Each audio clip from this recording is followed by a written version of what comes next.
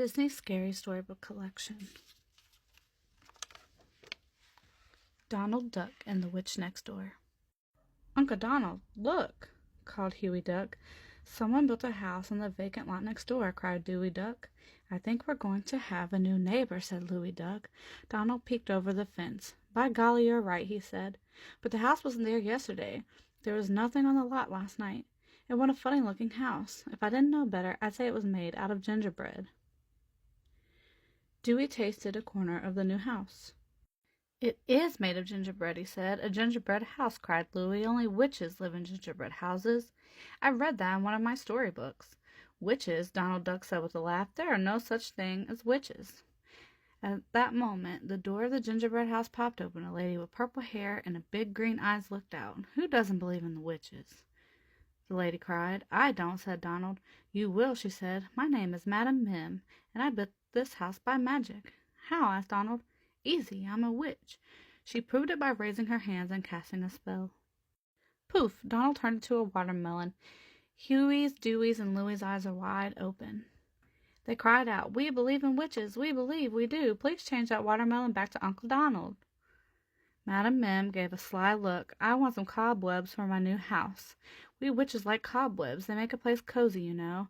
I'll trade your uncle for some cobwebs." "You bet," the boys shouted, and they ran home to find some cobwebs. Dewey gathered some in the garage and in the garden shed. Louie looked under the lumber pile. Huey searched the cellar. They also swept some cobwebs from the chandelier, the attic, and the storeroom. "Is that all?" asked Madam Mim when the boys brought her a basket full of cobwebs. "It's all we have," Huey said. "Then I suppose it will have to do," said Madam Mim. She changed the watermelon back to Donald Duck, and went inside to decorate her new house with cobwebs. "What happened?" asked Donald, looking dazed. "I felt all green and cold." "Our new neighbor is a witch," said Huey. "She turned you into a watermelon." Said Donald. "If she's a witch, I wonder if she has a flying broom." Before another day had passed, they saw that Mim did indeed have a flying broom. "Doesn't that look fun?" Donald said happily. "I wonder if she'll let me borrow it now." And then, "After all, she is using our cobwebs." "Don't ask, Uncle Donald," said Louie. "She might change you back into a watermelon, or maybe a cabbage, or even a rutabaga." So Donald Duck didn't ask Madam Mim if he could borrow her broomstick. Instead, he waited until she was busy planting toadstools in her backyard. Then he snatched the broom and flew away. "Great leaping bat wings!" shouted Madam Mim when she saw Donald on her broom. Donald didn't know how to control the broom, and he was wobbling badly, but Mim knew all about the brooms, and she was determined to teach Donald a lesson. She cast a spell, and the broom kicked like a wild mustang. Zoom! The broom flew up, up, up, right through a cloud. "Ah!" cried Donald Duck as he almost bumped into a passing eagle. Slow down, shouted Donald, but the broom went even faster. It sped across the sky. It raced with the starlings. It scattered the blue birds, and it broke up a formation of migrating geese. "Easy, easy," Donald said pleadingly, but the broom didn't take it easy. It crashed through a high-flying kite. It played tag with a jetliner. It bucked and swerved and looped. It zigged and zagged and rolled, and it tossed Donald off. Donald fell down, down, down until bump. He landed on a damp, soggy island in the middle of the great, dismal swamp. And who should be waiting on that damp, soggy island but Madam Mim, of course.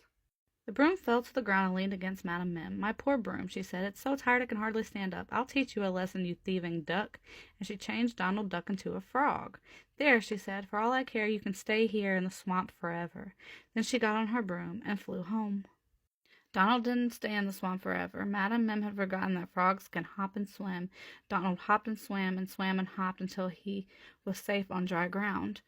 "I'll never steal a broom again," said Donald to himself. "I'll never take anything." Suddenly Donald wasn't a frog any more. He was Donald Duck. He hurried home as fast as his webbed feet could carry him.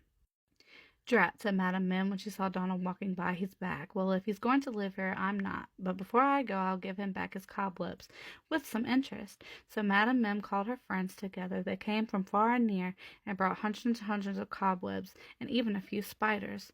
"What a mess!" yelled Donald after he settled down. He said to the boys, "Bring me a broom." "Our broom doesn't fly," said Huey. "Thank goodness," said Donald, and he began to sweep up the cobwebs and spiders. The boys didn't stay to watch. They knew just what to do when the neighbor moves away and leaves a gingerbread house behind. They hurried over, ate the gingerbread house, right down to the very last gingerbread shingle. The end.